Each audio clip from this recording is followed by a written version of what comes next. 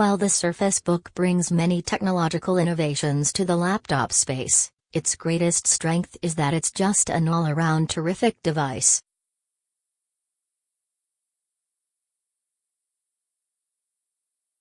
During its short tenure as a hardware maker, Microsoft has become the de facto trailblazer for Windows running devices.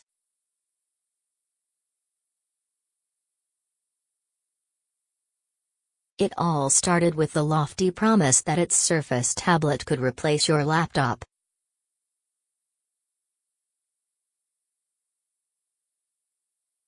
We were skeptical about it 3 years ago, but after the Surface Pro 3, Microsoft nearly perfected the formula and showed veteran computer manufacturers how hybrids should be made.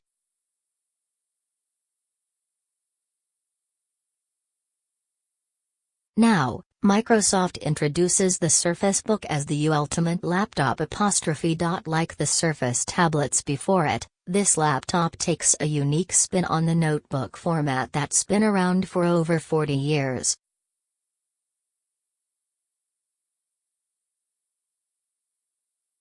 Between the 3:2 aspect ratio, 13.5-inch screen and its practically trademarked dynamic fulcrum hinge, there isn't any machine on the planet like the Surface Book, and then, with the touch of a button and a gentle tug, it becomes a tablet.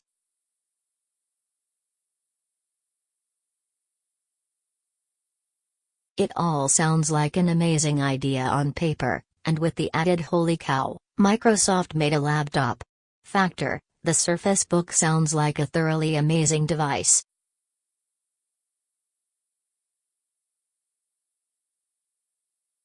Let's see just how well Redmond made good on the hype. 2 years on, Surface Book buyers are unlikely to have experienced buyer's remorse.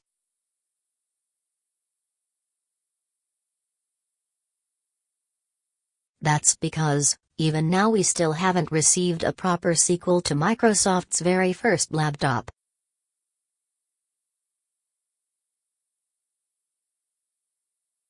Nevertheless, there has been a fair amount of rumor spillage over the last few weeks.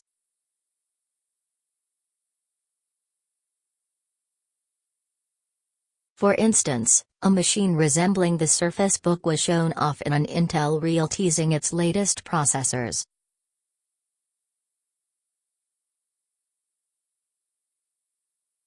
Outfitted in an unprecedented black finish and sporting the controversial fulcrum hinge, the video suggests the 8th gen processors are designed for what's coming next, perhaps alluding to an imminent announcement.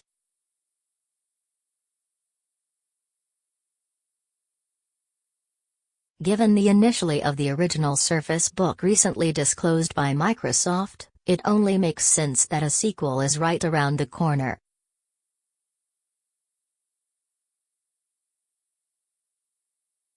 Even so, this rate went down to 10% from 25% 7 months after launch, indicating a speedy recovery for the convertible.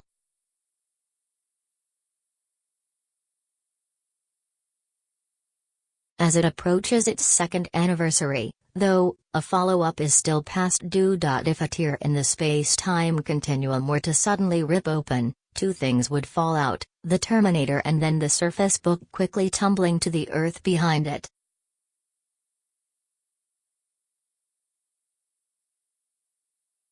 From the snake-like hinge, the flat design and even down to the washed-out silver color of this laptop, everything about it just seems like it came from the future.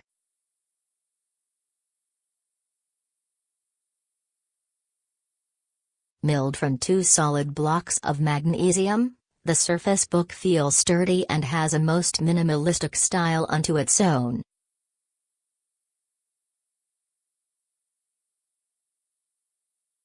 From keyboard deck to the palm rests, the entire interior of this laptop is one flat surface of metal, save for the large space reserved for the glass touchpad.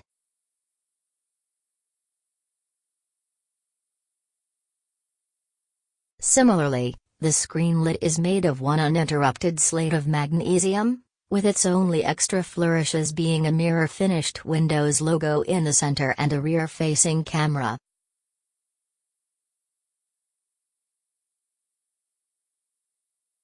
Along the chiseled sides, you'll find two flat edges that start from the top of the display and terminate at the tip of the palm rest.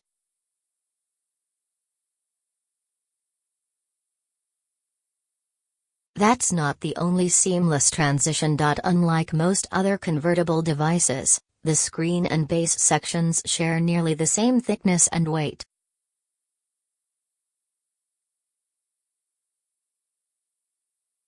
Without the foreknowledge that the display can actually detach, the Surface Book looks like one continuous device, thanks to the hinge.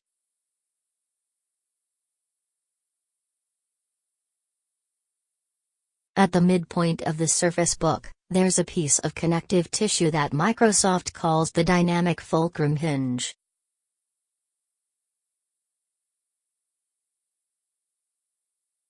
On top of simply gluing the screen and keyboard base together, it's this key piece that makes the whole device work.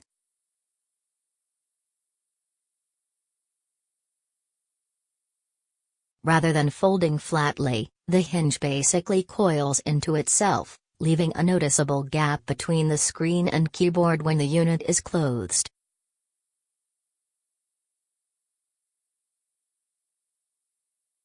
When opened, this same part rolls out and actually extends the base of the laptop, which in turn helps extend the support base for the tablet portion of the Surface Book, called the clipboard.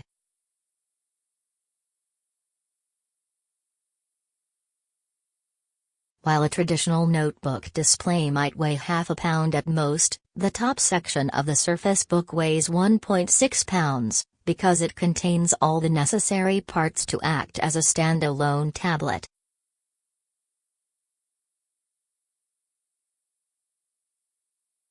As such, the hinge has been reinforced and contains extra mechanisms, not unlike the Lenovo Yoga 900's watchband-style hinge to keep it in place.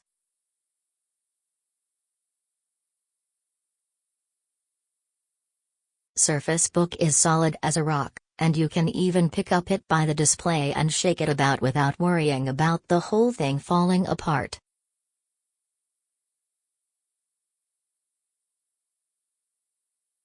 On a flat surface, the screen is held steady in place and even stays put when you have it in your lap.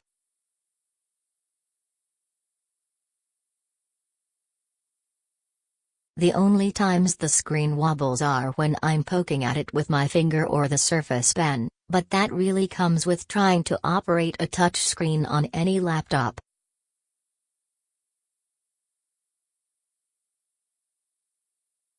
And to address the concerns of the gap left in the middle of the system. Yes, there is a substantial open space in the middle of the system when it's closed.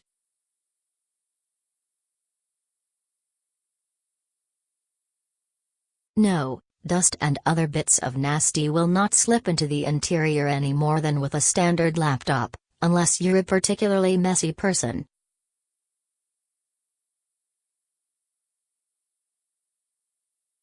After a week of using the Surface Book religiously, I can run my finger against the inside edge of the hinge and not find a single speck of dust.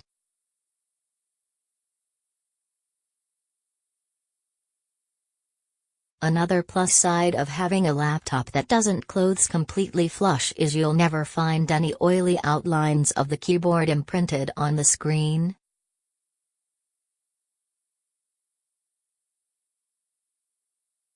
It's a design element that also eliminates the need to seat the keyboard into a recessed area.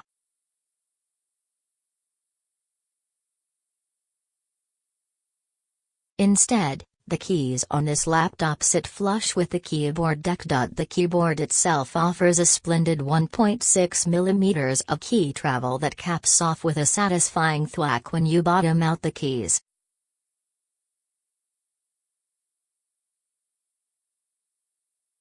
The trackpad is equally as enjoyable, with its glass laminated finish. For the first time ever, I found myself interested in using the three-finger multi-gestures to rotate through windows and reveal the desktop.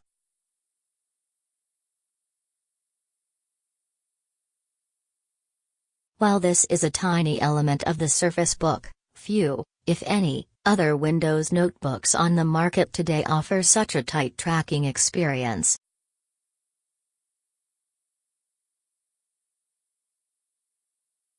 The Surface Book's other signature trick is the screen can pop off the base with just the tap of a button.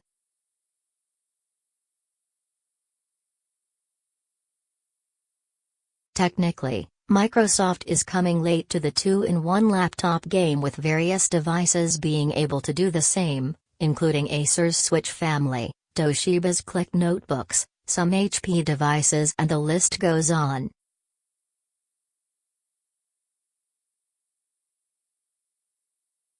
However, no one has made a system as seamless as the Surface Book. Docking and attaching the clipboard is nearly as seamless as the Surface Book's design.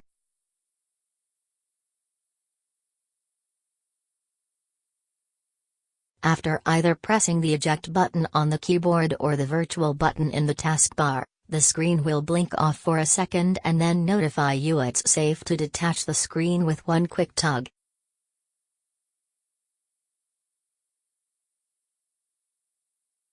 It's fast and simple, however, the timing takes a little getting used to. After you get the prompt to detach the screen, you have to wait for about half a second before you can actually lift the display off its base.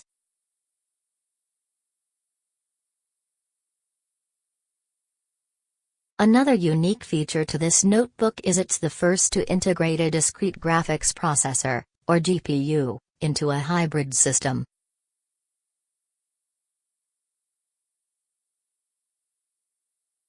Tucked underneath the keyboard is a customized NVIDIA GeForce GPU that makes this laptop just a bit more capable with media production and gaming.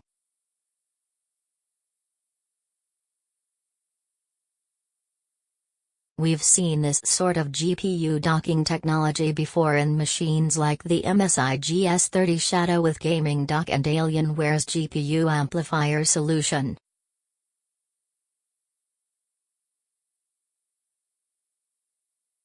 Microsoft has improved upon dockable graphics, as the Surface Book just needs a short moment to disengage the extra parts, whereas both the Alienware and MSI solutions require the laptop to reboot completely.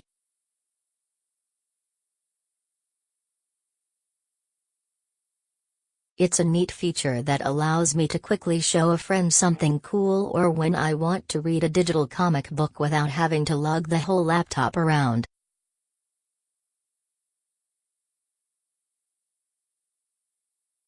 But it didn't really click with me until I realized how easily it lets me bring my entire PC to another place without having to disconnect my external monitor, keyboard, mouse, Xbox controller and all my other peripherals at home. It's the coolest mechanic since the saucer separation of the Enterprise D.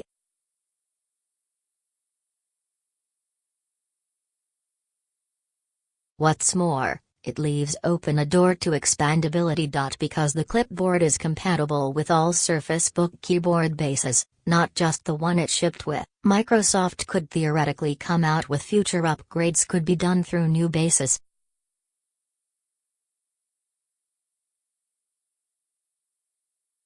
Or maybe even a desktop rig that interfaces with the display? We can dream. Gabe Carey also contributed to this review.